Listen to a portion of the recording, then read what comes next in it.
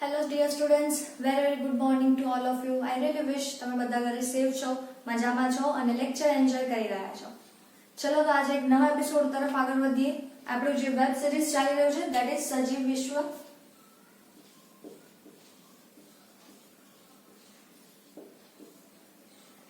આ વેબ સિરીઝની અંદર આપણે બહુ ઇમ્પોર્ટન્ટ એવો એપિસોડ આપણે કમ્પ્લીટ કરી ચૂક્યા છે લાસ્ટ લેક્ચરમાં. આ લેક્ચરમાં હવે આપણે જોવાનું છે કે સજીવ વિશ્વમાં જે વિવિધતા છે એના પર આપણે ધ્યાન કેન્દ્રિત કરવાનું છે.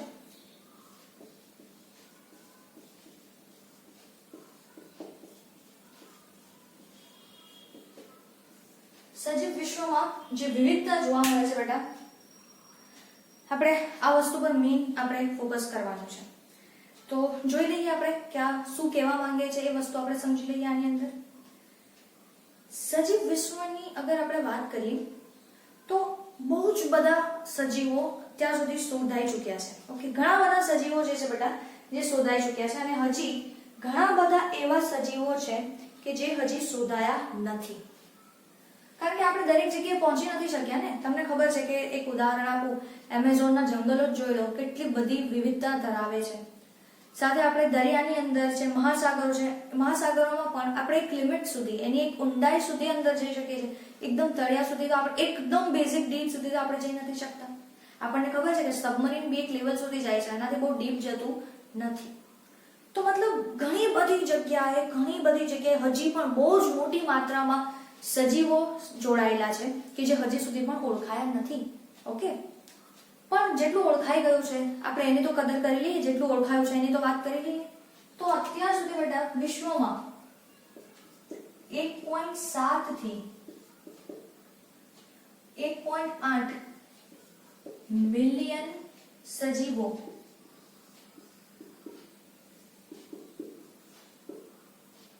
શોધાયા હોવાનો અંદાજ છે. આટલા બધા સજીવો જે છે એ શોધાઈ ચૂક્યા છે. ઓકે, અથવા તો શોધાયેલા છે.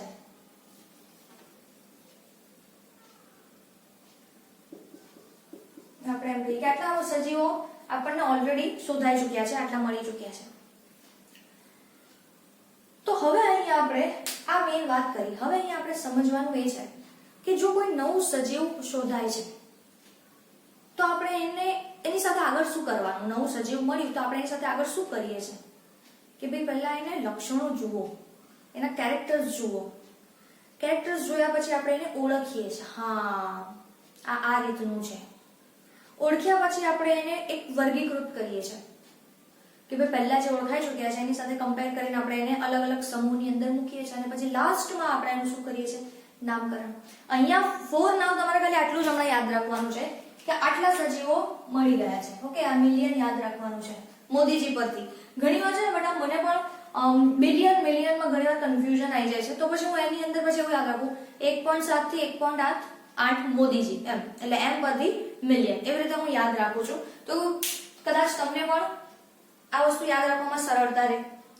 ચલો હવે આપણે સૌથી પહેલા સ્ટાર્ટ કરીએ તો કોઈ બી નવું સજીવ મળે છે, આટલી બધી જૈવ વિવિધતા છે. ઓકે, કોઈ પણ નવું સજીવ મળે છે તો હવે આપણે એની સાથે શું કરવાનું છે એને આપણે સ્ટેપ બાય સ્ટેપ પહેલા વસ્તુ સમજીએ.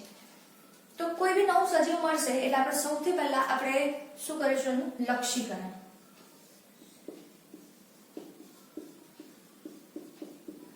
જે બી નવું સજીવ મળ્યું આપણે શું જોઈશું બેટા, એના લક્ષણો. સૌથી પહેલા લક્ષણો જોવા અનિવાર્ય છે કે એના લક્ષણો કેવા છે એ જોઈને આપણે આગળ એના વિશે અલગ અલગ જૂથની અંદર પ્રોપર જૂથમાં એને એડ કરી શકીશું. આપણે એના લક્ષણોને જો પ્રોપરલી નહીં સમજીએ તો આપણે કોઈ વસ્તુ આપણે આગળ બહુ ડિટેલમાં એને સમજી શકીશું નહીં. તો લક્ષીકરણ કરીએ છીએ તો આપણે એને શું કરીશું કે જે પણ શોધાયું છે, ઓકે, એના બધા જ પહેલા તો ડાયરેક્ટ આપણે આંતરિક લક્ષણો તો જોવાના નથી. તો આપણે સૌથી પહેલા શું કરીશું, એના બધા જ બાહ્ય લક્ષણોનું પ્રોપર ઓબ્ઝર્વેશન કરો. તો આપણે અહીંયા લખીશું કે બાહ્ય લક્ષણો જે છે, ઓકે, એને ડિસ્ક્રાઇબ કરવાના.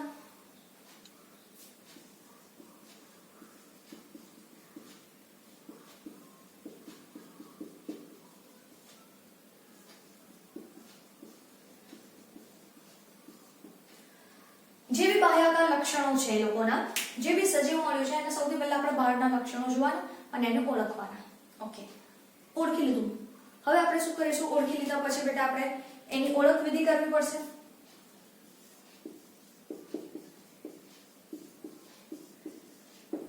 કેવી રીતે કરશો તમે એની ઓળખ વિધિ?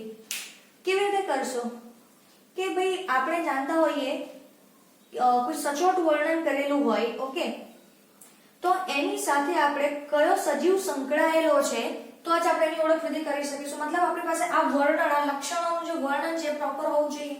એટલે સચોટ લક્ષણોના આધારે, ઓકે, સચોટ લક્ષણોના આધારે તેની સાથે સંકળાયેલો જીવ ઓળખવો.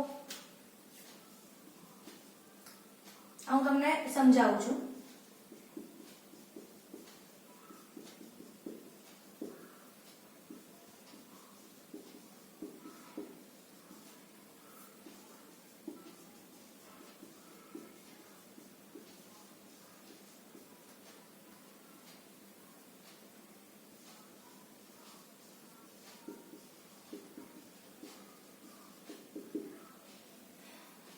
પહેલા આપણે એકવાર લખી લઈએ, પછી આ બધી વસ્તુ તમને હું પ્રોપરલી એક્સપ્લેન કરું છું.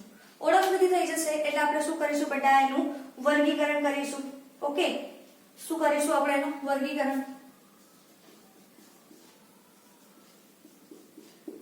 વર્ગીકરણ મતલબ ચોક્કસ અર્થકારક જૂથમાં સજીવોની વહેંચણી.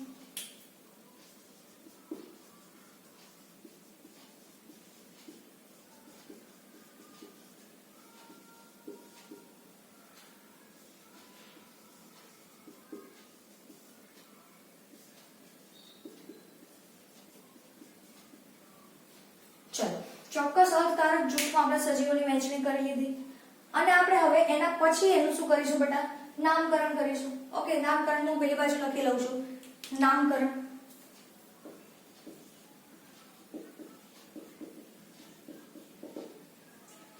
શું કહેશો? તો કે ચોક્કસ નિયમોને અનુસરીને નામ આપવાની પદ્ધતિ.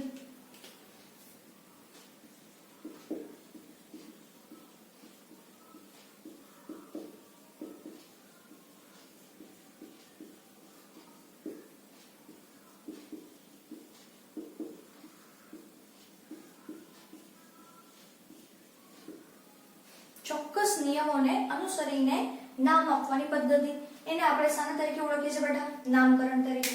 ઓકે, હવે વાત પહેલા હું તમને અહીંયા જે વસ્તુ છે એ હું તમને પહેલા બેઝિક એક સમજાવી દઉં. કોઈ પણ નવું સજીવ મળ્યું બેટા, તો આપણે શું કરીશું? પહેલા એને ઓળખીશું, એના બાહ્યક લક્ષણો આપણે જોઈશું કે ભાઈ હા એની પાસે પાંખો છે, ઓકે, ચાંચ જેવું છે. મતલબ આપણે એના બાહ્યક લક્ષણોથી આપણે અનુમાન લગાવીશું કે ભાઈ હા આને આપણે કે પછી પેટે સરકીને ચાલે છે કે પછી પગ અદ્ધર રાખીને ચાલે છે આમાં ગરોળીની જેમ. ઓકે, એવી રીતે આપણે બાહ્યક લક્ષણોથી થોડું અનુમાન લગાવીશું. પછી આપણે કહીશું ઓકે, લક્ષણો આપણે સમજી લીધા, પછી આપણે એને શું કરીશું? ઓળખ વિધિ કરીશું. ઓળખ વિધિ મતલબ શું? જે સજીવો પહેલા શોધાઈ ચૂક્યા છે એની સાથે આપણે એને કમ્પેર કરીશું. એટલે આપણે એક અંદાજો આવશે કે હા આપણે આને કદાચ સરીસૃપ વર્ગની અંદર મૂકી શકીએ છીએ. આપણે એના લક્ષણો જોયા એટલે આપણે મગજમાં પહેલા જ ટ્રાય કર્યું હા આવા લક્ષણો તો સરીસૃપ વર્ગના સજીવો ધરાવે છે, તો ચલો આપણે એકવાર એની સાથે કમ્પેર કરી લઈએ. ઓળખ વિધિ થઈ ગઈ. કોની સાથે ઓળખાયું? હોય સરીસૃપો રિલેટેડ લક્ષણો પરથી ઓળખાય. ત્રીજું શું કર્યું? વર્ગીકરણ. ચોક્કસ જૂથમાં વહેંચણી. ભાઈ એના લક્ષણો બધા જે છે પેલા સાથે મેચ થતા હતા સરીસૃપ સાથે, એટલે આપણે એને કોની સાથે કયા ગ્રુપમાં એડ કરી દીધું? સરીસૃપમાં. અને પછી અમુક ચોક્કસ નિયમોને આધારે આપણે એને શું આપીશું? નામકરણ કરીશું. ભાઈ એને નામ આપીશું.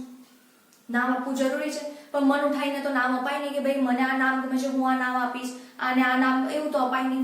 એક ફિક્સ રીત પ્રમાણે જે બી સજીવ છે એને આપણે નામ આપવું પડશે. ચલો, આટલે સુધી ક્લિયર છે? ફાઇન. તો આ બેઝિક સમજ પડી કે સૌથી પહેલા આપણે શું કરીશું બેટા? લક્ષીકરણ મતલબ લક્ષણોને ઓળખીશું. એના પછી આપણે એની ઓળખ વિધિ કરીશું. ત્યારબાદ આપણે વર્ગીકરણ કરીશું અને પછી જે તે સજીવને આપણે શું કરીશું? નામકરણ આપીશું. ચલો બોલો, આટલે સુધી હવે કોઈ ડાઉટ છે? ક્લિયર છે એકદમ? ઓકે. અહીંયા હવે આપણે બીજું યાદ રાખવાનું છે બેટા, કોણ છે જે નામ આપવા માટે સંકળાયેલું છે? કોણ છે જે નામ આપવા માટે સંકળાયેલું છે? કારણ કે નામ હવે આપણે જો આ બેઝિક તો સમજ્યા ને, તો હવે આપણે નામની વાત આપી છે તો નામની વાર્તા કરી લઈએ. કોણ નામ આપે છે? એની ફોઈઓ ક્યાંથી લાવવાની? કોણ નામ આપશે? જોઈ લઈએ. બે સંસ્થાઓ છે બેટા. ICBN અને બીજું છે ICZN. Okay, international code four botanical nomenclature.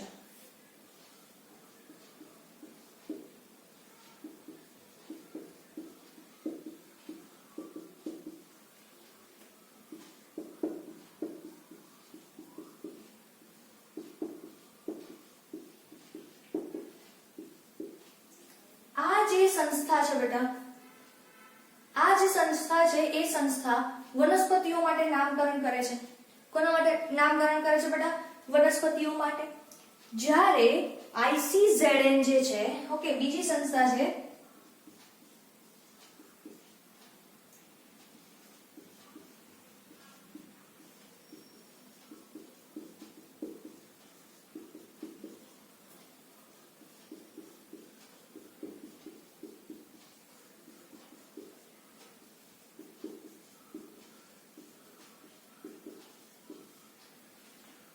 International code four zoological nomenclature. આ લોકો બોટનિકલ નોમેનક્લેચર અને આ લોકો ઝૂલોજિકલ નોમેનક્લેચર. નોમેનક્લેચર નો મતલબ થાય છે બેટા નામકરણ. નોમેનક્લેચર મતલબ શું? નામકરણ. અને બોટનિકલ મતલબ શું? વનસ્પતિનું નામકરણ. અને ઝૂલોજિકલ મતલબ પ્રાણી સંદર્ભે. તો ICZN જે છે, ICBN વનસ્પતિ માટે અને ICZN પ્રાણીઓ માટે નામકરણ આપતી ચોક્કસ સંસ્થાઓ છે. વનસ્પતિ માટે કોઈ બી નવી વનસ્પતિ હોય, કંઈ પણ હશે, નામકરણ આના સિવાય બીજું કોઈ નહીં આપી શકે. સિમિલરલી પ્રાણીઓ માટે પણ નામકરણ ICZN સિવાય બીજી કોઈ સંસ્થા પ્રાણીઓ માટે પણ નામકરણ કરી શકશે નહીં. ચલો, આટલા સુધી ક્લિયર છે? પહેલા આટલું લખી લો. પછી આજે આપણે જોયું છે ને કે ચોક્કસ નિયમોને અનુસરીને નામ આપવાની પદ્ધતિ. તો કયા નિયમો છે જેને અનુસરવાના છે આપણે જોઈએ છે, બટ બિફોર ધેટ આટલું નોટ ડાઉન કરી લો.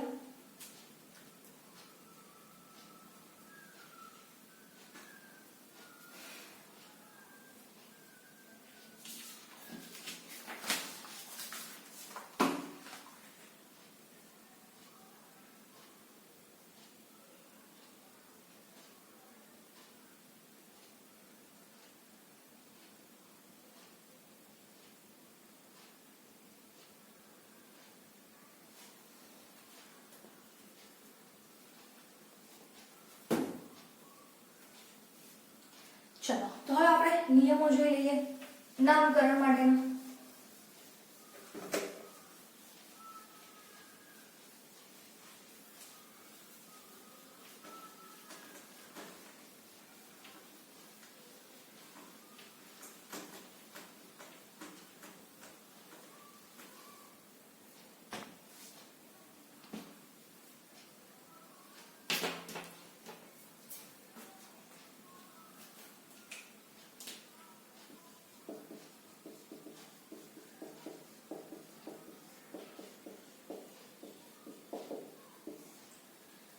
નામકરણ માટેના નિયમો આપણે સમજીએ પહેલા તમારે સમજવાનું છે કે અહીંયા જે નામકરણની જે પદ્ધતિ આપવામાં આવી છે, ઓકે, આ નિયમો સ્ટાર્ટ કરતા પહેલા અમુક બેઝિક વસ્તુઓ લખું છું. નામકરણની પદ્ધતિ આપવામાં આવી છે બેટા લિનિયસ દ્વારા.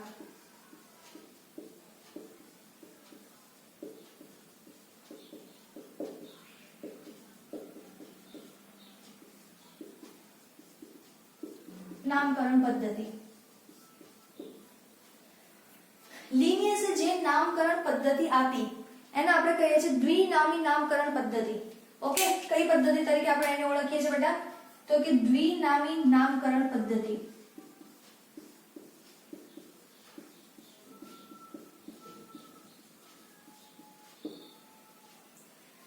એને આપણે દ્વિનામી નામકરણ પદ્ધતિ તરીકે ઓળખીએ છીએ. દ્વિનામી નામકરણ પદ્ધતિ એને કેમ કહે છે? કારણ કે આ જે પણ નામ બને છે એ બે ઘટકો ધરાવે છે. ઓકે, બે ઘટકો ધરાવે છે. કયા કયા? તો કે વંશગત નામ અને જાતિ સંકેત પ્રત્યય. આ લોકો જે છે ને એ બે ઘટક ધરાવે છે.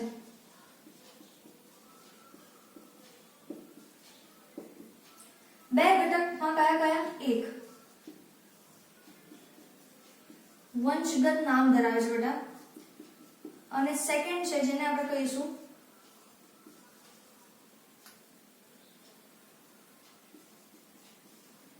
જાતિ પ્રત્યય સંકેત જાતિ સંકેત પ્રત્યય સોરી આ ગુજરાતીમાં થોડુંક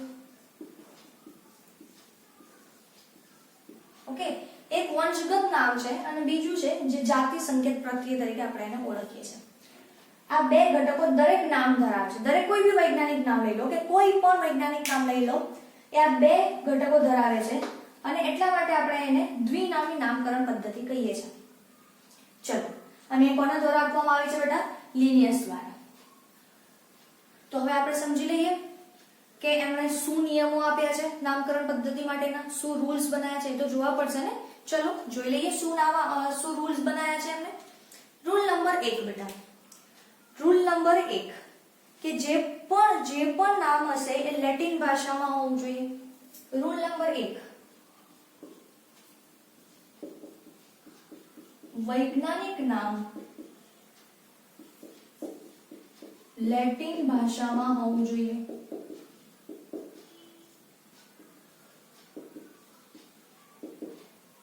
એને લખવું હોય તો કમ્પલસરી શામાં લખવું પડશે ઇટાલિક્સમાં લખવાનું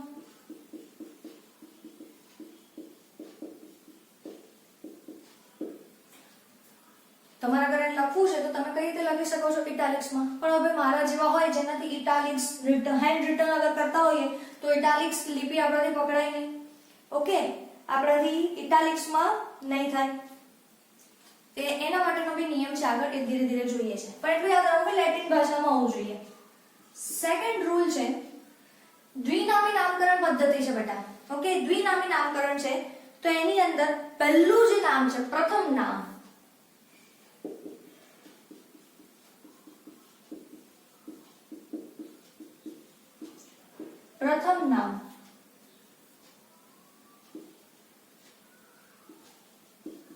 પ્રજાતિનું અને બીજું નામ જાતિનું હોય છે હમણાં ઉદાહરણ આપીશું તમને સમજ પડી જશે આપણે કોઈ પણ ઉદાહરણમાં નામ લખીશું તો એની અંદર જે પહેલું નામ હશે એ પ્રજાતિનું નામ છે અને જે પાછળ નામ હશે એ શાનું નામ છે બેટા જાતિનું નામ છે ત્રીજો પોઈન્ટ અગર આપણે ટાઈપિંગ કરી રહ્યા છે ઓકે જો તમે નામ લખતા હોય તો શબ્દ જો હાથથી લખતા હોઈએ તો આડી લીટી દોરવાની અથવા તો જો છાપવાનું હોય તો આપણે એને શામાં લખાઈશું ઇટાલિક્સમાં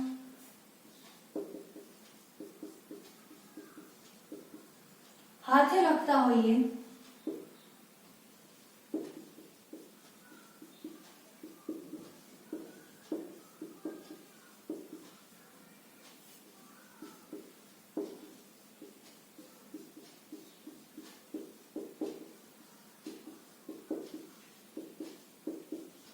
નામની નીચે આપણે આડી લીટી દોરીશું અને જો છપાવવાનું હોય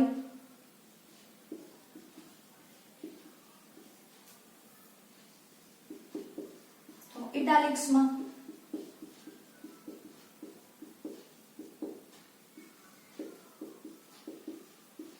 પ્રિન્ટિંગ માટે યુઝ કરતા હોઈએ બેટા તો ઇટાલિક્સ ની અંદર અહીં લખ્યું છે ને ઇટાલિક્સમાં આપણે લિપિ જોઈશું આપણે બધાય કોમ્પ્યુટરની અંદર વર્ડ ઓપન કરો તો એમાં આવે છે બોલ્ડ ઇટાલિક્સ વાળું તો તમને ઇટાલિક્સ શું છે તમને ખબર જ છે ફાઇન ચોથો પોઈન્ટ અગર આપણે જોઈએ તો વૈજ્ઞાનિક નામની અંદર જે પ્રજાતિનું નામ છે બેટા ઓકે પ્રજાતિના નામનો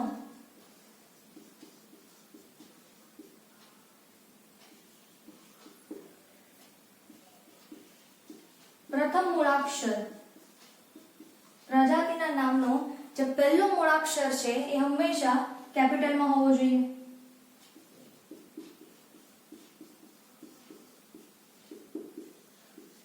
અને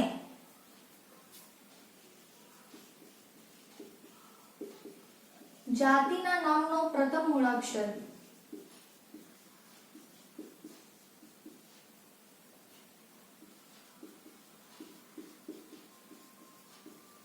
નાની લિપિમાં લખાય છે મતલબ સ્મોલ લેટર્સમાં લખીશું અને પ્રજાતિના નામનો મૂળાક્ષર લખીશું તો આપણે એને કેપિટલમાં લખીશું પહેલો મૂળાક્ષર આખું પ્રજાતિનું નામ બી નહીં ખાલી ફર્સ્ટ લેટર એ હમણાં હું તમને લખીને બતાવું છું ફાઇન અને લાસ્ટ અગર આપણે જોઈએ તો અગર આપણે લખીએ તો નામના અંતમાં સંશોધકનું નામ સંક્ષિપ્તમાં લખાય છે. પોઈન્ટ હું અહીંયા લખી દઉં છું. ઓકે, વૈજ્ઞાનિક નામના અંતમાં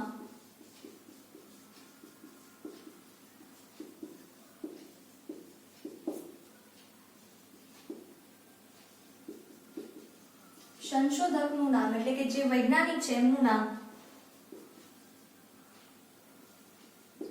સંક્ષિપ્તમાં લખાય છે. ઓકે, સંક્ષિપ્તમાં એમનું નામ લખવામાં આવે છે. જેમ કે અગર હું તમને કહું તો મેન્જીફેરા ઇન્ડિકા. ઓકે, મેન્જીફેરા આંબાનું નામ છે બેટા. ઉદાહરણ તરીકે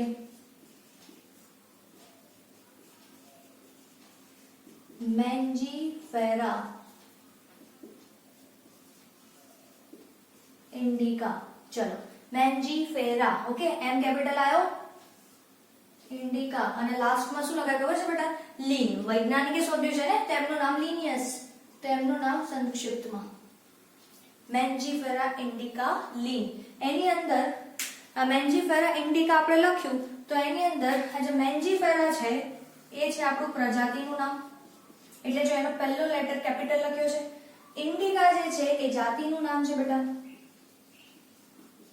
જે આપણે સ્મોલમાં લખ્યું છે. ઓકે, અને આ લીન છે એ શું છે? વૈજ્ઞાનિકનું નામ, પણ કેવું? સંક્ષિપ્તમાં. અહીંયા નીચે તમને નહીં વિઝિબલ થાય એટલા માટે મેં અહીંયા સાઈડમાં લખી દીધું છે, પણ તમે આ નામની નીચે લખજો. ઓકે, આ તમે આડી લીટી દોરીને આડી લીટી એની નીચે લખજો. ચલો, એટલે સુધી ક્લિયર છે? ફરી એકવાર આપણે જોઈ લઈએ કે જો વૈજ્ઞાનિક નામ હંમેશા લેટિન ભાષામાં હોવું જરૂરી છે બેટા. લેટિન હોવું જરૂરી છે. પહેલું અક્ષર મતલબ પ્રથમ નામ જે છે એ પ્રજાતિનું જ રહેશે, અને બીજું નામ શાનું રહેશે બેટા? જાતિનું. આપણે હાથેથી લખતા હોઈએ તો આડી લીટી, અને જો પ્રિન્ટિંગ કરાવવું હોય તો ઇટાલિક્સમાં. જે પણ વૈજ્ઞાનિક નામ આપણે લખીએ છીએ એમાં જે પ્રજાતિનું નામ છે એનો પહેલો અક્ષર કેપિટલ, અને જે જાતિનું નામ છે એનો પહેલો અક્ષર કેવો લખવો પડશે બેટા? નાની લિપિ, સ્મોલ લેટર્સ. અને લાસ્ટમાં સંશોધક એટલે વૈજ્ઞાનિકનું નામ કેવી રીતે લખાય છે બેટા? સંક્ષિપ્તમાં. ઓકે, ચલો, આ બહુ ઇમ્પોર્ટન્ટ પોઈન્ટ છે, લખી લો આટલી વસ્તુઓ, પછી આપણે આગળ ચર્ચા કરીએ.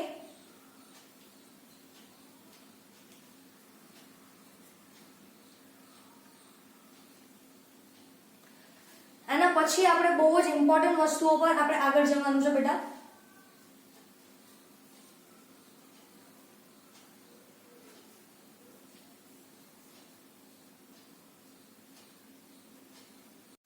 અલગ અલગ જૂથ આપણે જોવાના છે.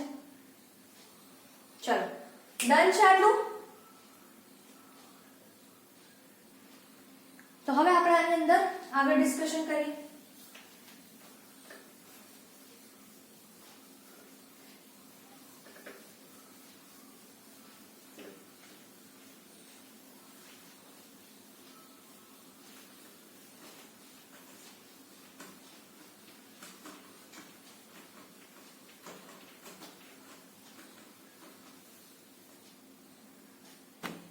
ચલો, હવે આપણને બીજી નવી વાત આપી છે બેટા. અમુક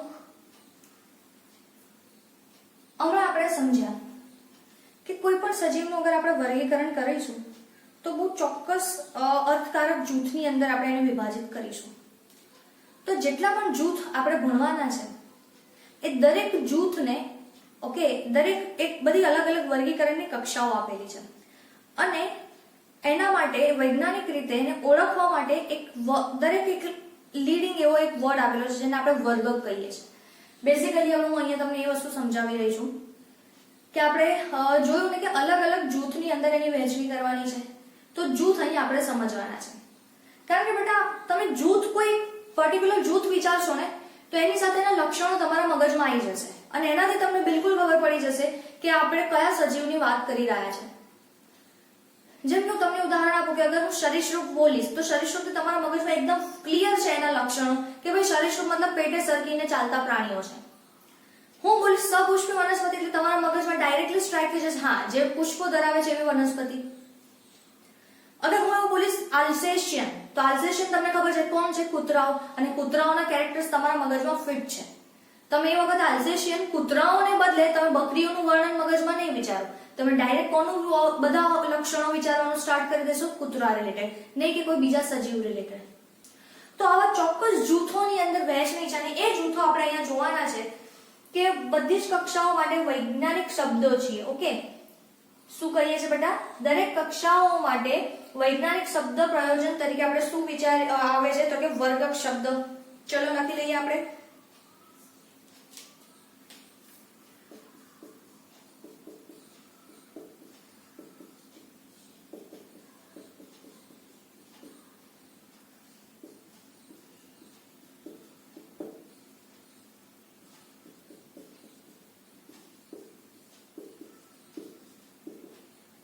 કયો વર્ડ યુઝ કરીશું ભાઈ? આપણે વર્ગક યુઝ કરવાના છે. ઓકે, હવે અહીંયા આપણે ધીરે ધીરે સમજવાનું છે કે કયા કયા વર્ગકો છે. એના પહેલા આપણે અમુક બુક છે જે તમારે યાદ રાખવાની છે, બુકનું નામ. આ વર્ગકો કયા કયા છે એ હમણાં હું તમને ધીરે ધીરે બધું જ સમજાવું છું, વ્યાખ્યાઓ સહિત સમજાવું છું. અને પછી વનસ્પતિ અને પ્રાણીઓની અંદર એનો બહુ સરસ ચાર્ટ બી હું તમને સમજાવું છું, બહુ ઇઝીલી સમજ પડી જશે. બટ બિફોર ધેટ અહીંયા યાદ રાખો, બુકના નામ લખું છું જે તમારે અચૂક યાદ રાખવાના છે.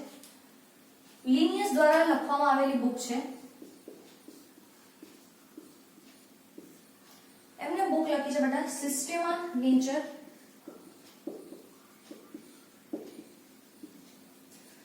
તમારા એનસીઈઆરટી માં ખાલી એક જ બુક આપેલી છે, સિસ્ટેમા નેચર નામની બુક છે જે લિનિયસે લખી છે. પણ એની સાથે બીજી બુક યાદ રાખવાની છે તમારે, સ્પીસીસ પ્લાન્ટમ અને જેનરા પ્લાન્ટમ. આ ત્રણ બુક્સ જે છે એ કોના દ્વારા લખવામાં આવી છે બેટા? લિનિયસ દ્વારા. બટ તમારે એનસીઈઆરટી માં આનો જ ઉલ્લેખ છે ખાલી. ઓકે, સિસ્ટેમા નેચર આ એક જ બુકનો ઉલ્લેખ કર્યો છે કે જેની અંદર પદ્ધતિસરના વિજ્ઞાનની વાત કરવામાં આવેલી છે. ઓકે, શાની વાત કરવામાં આવે છે? ઉદ્વિકાસ રિલેટેડ અને પદ્ધતિસરના વિજ્ઞાનની વાત.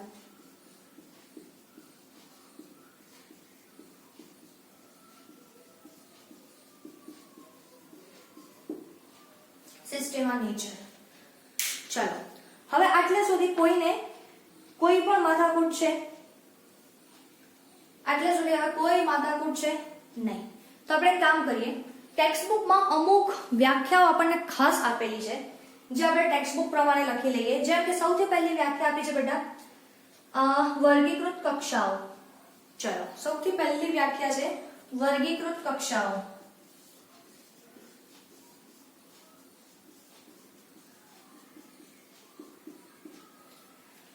વર્ગીકૃત કક્ષાઓ તમે કોને કહેશો બેટા? તો કક્ષા જે દ્રષ્ટિએ વર્ગીકૃત વ્યવસ્થાનો ભાગ હોય. ઓકે,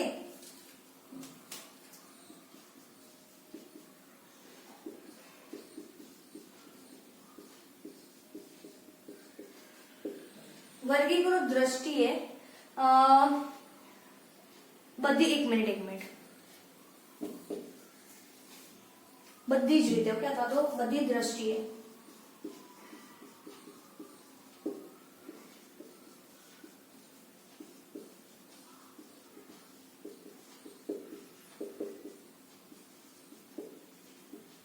વર્ગીકૃત અવસ્થાનો ભાગ હોય. એ હમણાં હું તમને ઉદાહરણ આપીશ એટલે તમને આ એકદમ ક્લિયર થઈ જશે કઈ કઈ વસ્તુઓ છે. આ બધી જ કક્ષાઓ ભેગી મળીને વર્ગીકૃત શ્રેણીની એક શ્રેણી રજૂ કરે છે. ઓકે, અને દરેક કક્ષામાં વર્ગીકરણના એકમના સંદર્ભમાં લેવામાં આવે છે, પણ આપણે એને વર્ગક શબ્દ કહીએ. જો કક્ષાઓ જ છે, આ કક્ષાઓ ભેગી થશે ને, આ કક્ષાઓ ભેગી મળીને શું બનાવે છે બેટા? શ્રેણી અથવા તો હરોળ બનાવે છે. પણ આને સાયન્ટિફિકલી આપણે વર્ગક ઓળખવાનું છે, કક્ષા નહીં કહીએ, કારણ કે એના માટે બહુ સિસ્ટમેટિક વર્ડ તમને આપેલો છે, ધેટ ઇઝ વર્ગક, ટેક્સોન કહેવાય છે. તો આપણે હવે કક્ષાઓ નહીં બોલીએ, આપણે શું વર્ડ યુઝ કરીશું? વર્ગક. કયા કયા વર્ગક છે એ હું અહીંયા તમને સમજાવું. પહેલા આપણે વર્ગકના વર્ડ્સ ને બધાથી પરિચિત થઈ જઈએ. ઓકે, જુઓ, સૌથી પહેલા છે જાતિ. આ હું તમને સમજાવું છું, દરેક વર્ડ્સ જે છે હું તમને સમજાવું છું અને બેઝિક આપણે વ્યાખ્યા પણ લખીશું.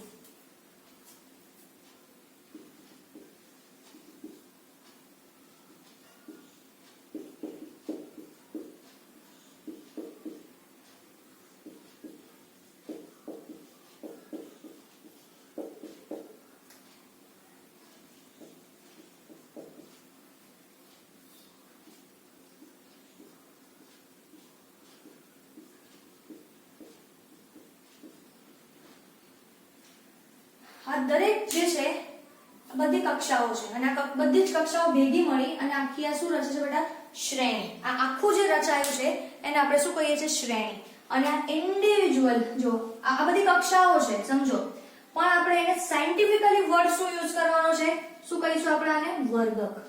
તો જાતિ તમારો એક વર્ગક છે, પ્રજાતિ તમારો એક વર્ગક છે, કુળ તમારા માટે એક વર્ગક છે, ગોત્ર પણ એક વર્ગક છે, વર્ગ એક વર્ગક છે, સમુદાય અને વિભાગ પણ એક વર્ગક છે. સમુદાય તમે જનરલી યુઝ કરશો આ વર્ડ પ્રાણીઓ માટે,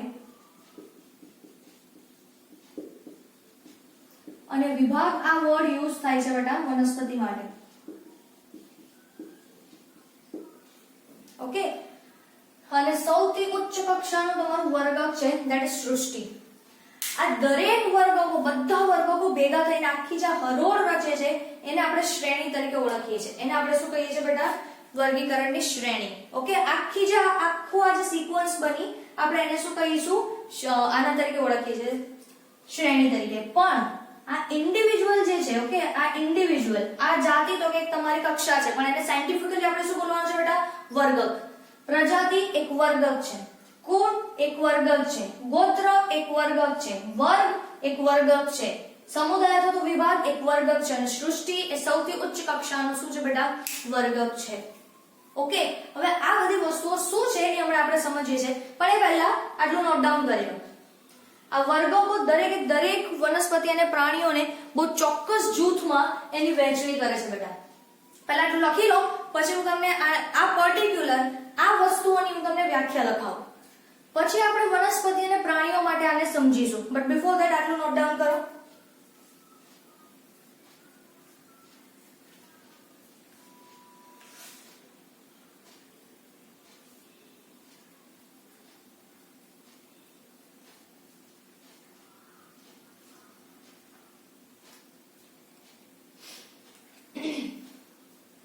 આ દરેકની ઇન્ડિવિડ્યુઅલ હમણાં આપણે વ્યાખ્યા લખીએ છીએ.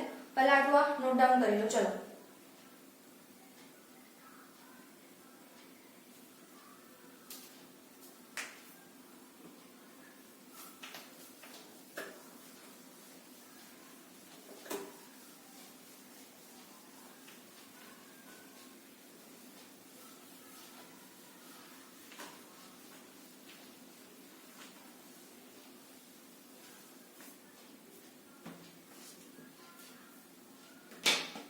સૌથી પહેલા આપણે જાતિની વાત કરીએ તો સૌથી પહેલી વ્યાખ્યા જાતિ. જાતિ માટે આપણે લખીશું બેટા મૂળભૂત સામ્યતા ધરાવતા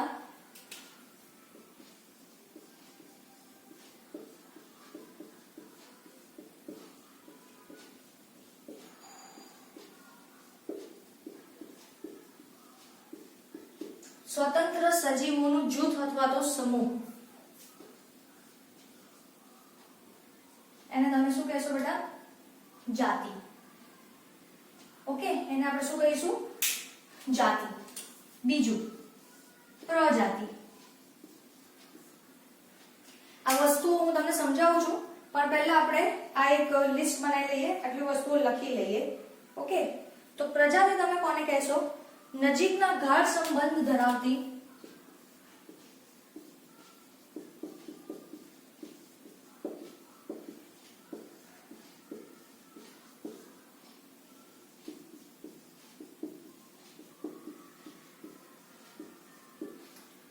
જાતિઓનો સમૂહ. એને આપણે શું કહીશું બેટા? પ્રજાતિ. ઓકે. તો પ્રજાતિ પછી શું આવે છે? કુળ. તો આપણે શું કહીશું બેટા? સમાનતાઓ સાથેનું લખી લઈએ આપણે કુળ.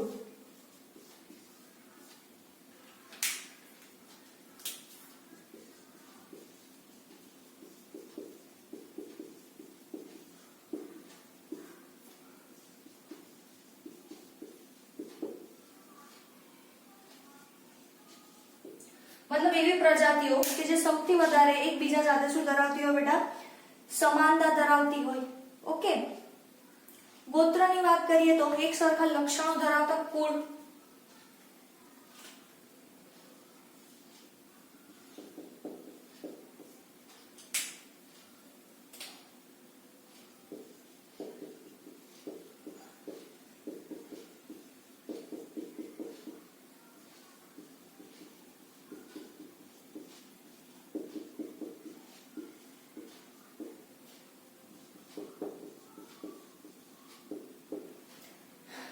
સરખા લક્ષણો ધરાવતા કુળ ભેગા થશે તો એ શું બનાવશે બેટા?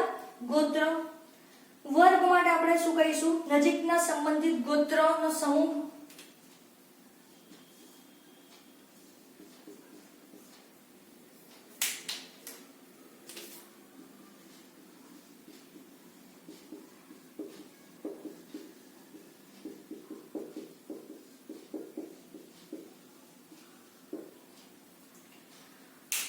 વર્ગ પછી બેટા સમુદાય બોલો અથવા તો વિભાગ બોલો તો આપણે શું કહી દઈશું? સરખા લક્ષણો ધરાવતા વર્ગો. નંબર 6.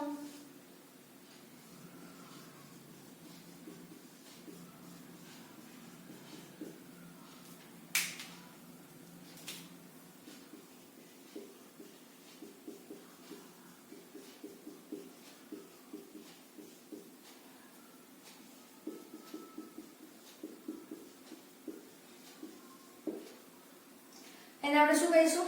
સમુદાય અથવા તો વિભાગ. અને લાસ્ટ સૃષ્ટિ મતલબ શું કહીશું?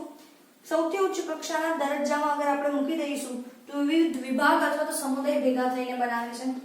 નંબર 7.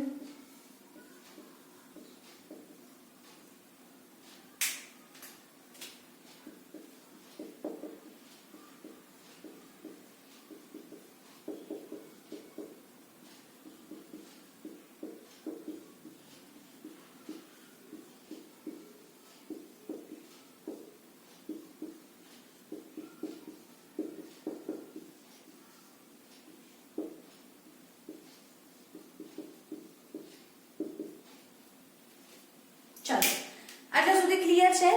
જો હું તમને હવે પહેલા સમજાવું. જાતિ એટલે શું? તો કે આમાં શું લખ્યું છે? આપણે મેન સામ્યતા ધરાવતા સ્વતંત્ર સજીવોનું જૂથ. મતલબ જાતિની વાત કરું તો છોકરીઓની જાત, મતલબ છોકરીઓને ઓકે અલગ અલગ નામ, રિયા, સિયા, દિયા, સાનિયા, ઇન્ડિવિજ્યુઅલ એક એક છોકરી થઈ, પણ દરેક છોકરીઓમાં બહુ જ બધી કોમન કેરેક્ટરિસ્ટિક છે. રિયા એક જાતિ છે, સિયા એક જાતિ છે, સાનિયા એક જાતિ છે, દિયા એક જાતિ છે, પણ બધાના કોમન કેરેક્ટર્સ ભેગા કરો અને આ બધી છોકરીઓ જેટલી મેં નામ લીધા એ બધી શું રચાવે છે? છોકરીઓ. શું દર્શાવે છે? પ્રજાતિ. ખબર પડે છે? તો એક દરેક સજીવ ઇન્ડિવિજ્યુઅલ, ઓકે ઇન્ડિવિજ્યુઅલ દરેક સજીવ છે જેને આપણે શું કહીશું બેટા? જાતિ. અને એવા સજીવો કે જે બધા સેમ કેટેગરીમાં આવે છે એ બધાને આપણે શું કહીશું? એવા બધા જાતિવાળા જે સજીવ ભેગા થશે તો આપણે શું કહીશું? પ્રજાતિ. મતલબ એક કૂતરું, બીજું કૂતરું, ત્રીજું કૂતરું, ઇન્ડિવિજ્યુઅલ એક એક કૂતરું છે તો આપણે શું કહીશું? જાતિ. શું નામ આપીશું એને? જાતિ.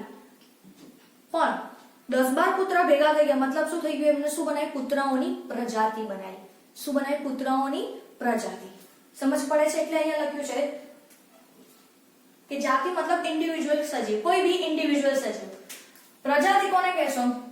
એકદમ ગાઢ સંબંધ ધરાવતી જાતિઓનો સમૂહ. જેમ કે મેં તમને ઉદાહરણ આપ્યું કૂતરાઓની જાતિ, કૂતરાઓની પ્રજાતિ, છોકરાઓની પ્રજાતિ, છોકરીઓની પ્રજાતિ કે જે બધા સમાન લક્ષણો ધરાવે છે. ઓબ્વિયસલી પ્રજાતિ ભેગી થશે તો એ શું બનાવશે? કુળની રચના. એટલે એવી પ્રજાતિઓ કે જેમની વચ્ચે થોડું સિમિલારિટી છે, થોડી સમાનતાઓ છે, એકદમ વધારે સમાનતા પણ સમાનતાઓ છે તો એને શું કહીશું આપણે? કુળ. આવા એક સરખા લક્ષણો ધરાવતા જો કુળ ભેગા થશે તો એ ગોત્રની રચના કરશે. આવા જ નજીકના જેમાં સિમિલારિટી થોડી હશે એવા ગોત્ર ભેગા થઈને કોની રચના કરશે બેટા? વર્ગની રચના કરશે. અને એવી જ રીતે આવા બધા સમાન કેટેગરી વાળા વર્ગ ભેગા થઈને શું બનાવે છે? સમુદાય અથવા તો વિભાગ. અને લાસ્ટમાં આ લોકો શાની રચના કરે છે બેટા? સૃષ્ટિની રચના કરે છે કે જે સૌથી ઉચ્ચ કક્ષાનું શું છે બેટા? વર્ગ છે. ઓકે. અને જ્યારે આપણે એક્ઝામ્પલ સહિત આપણે વનસ્પતિ અને પ્રાણીઓ માટે લખીશું તો તમને વધારે ઈઝીલી ખ્યાલ આવશે. બટ ફોર નાઉ આટલું તમારા માટે જરૂરી છે તો આ તમે નોટ ડાઉન કરી લો.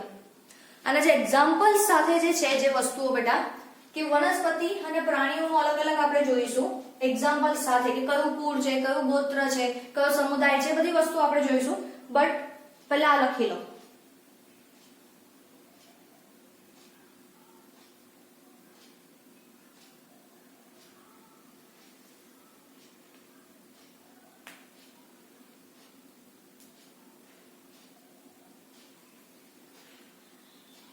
તો આપણે આની સાથે આજ પૂરતી ઇન્ફોર્મેશન બહુ ઇનફ છે.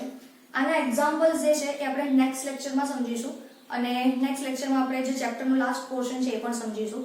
એટલે સમહાવ તમે જોવા જાવ તો લાસ્ટ લેક્ચર તમારા માટે બહુ ઇમ્પોર્ટન્ટ છે નીટ પોઈન્ટ ઓફ વ્યૂ પર. ફાઇન. અને થિયોરી બેઝ પણ ઇમ્પોર્ટન્ટ છે જ છે.